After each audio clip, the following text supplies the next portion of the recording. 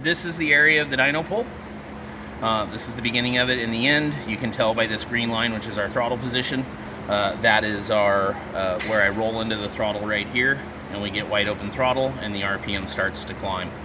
If you look right through here, this line here is our target air-fuel ratio, and this pink line is our actual air-fuel ratio. So there's a little flare over here as the converter unlocks and then relocks up. That's pretty normal. It's just as the RPM fluctuates a little bit. But once we get locked down out here, it's super consistent, and our target and our actual are really close.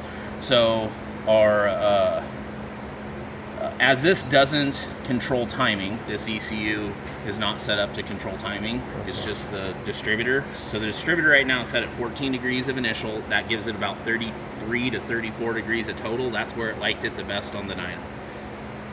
Our right here so right through this area here, we can see where our closed loop compensation is very low. So that means the ECU is doing very little in order to correct what's going on. So that's good.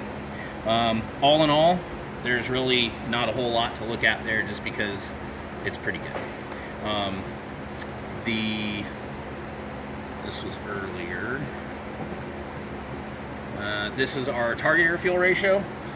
In the middle of middle of driving around, you're going to be leaner, and that's going to help with drivability and fuel economy and keeping the plugs clean and that sort of thing. And then this engine does like to idle a little richer.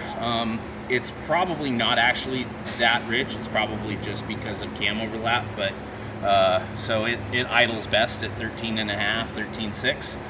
Wide open throttle made best power at 12.5. Didn't really seem to matter what I did. Anything richer, we lost a little, and anything leaner didn't gain us anything. So, 12.5 is pretty standard, pretty normal. Our temperature was good and in control, which in one of these bodies is actually pretty rare. A lot of times, this particular, like I've done a lot of, late 20s, early 30s, and that grill shell doesn't really lend itself well to cooling. The radiators aren't that big. They were designed for like, a 40 horsepower inline 4-cylinder with a flat, with a flathead 4, and you start putting, 300 or 400 horsepower in it, and then not increase the size of the radiator. A lot of them like to overheat, especially ones with air conditioning, because of the condenser in front of it. This one, we didn't have any of those problems, so that's really good. In fact, I probably got warmer in the cab without being able to roll the windows down than the engine. Oh, there's AC in there. The AC belt is loose. Okay. The AC works. I charged it. It works great.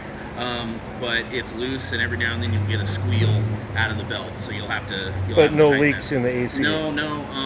Before I let it go tomorrow, so I'm hanging on to it. Tomorrow morning I'll fire it up, make sure that the cold start's good, and it does everything it's supposed to do.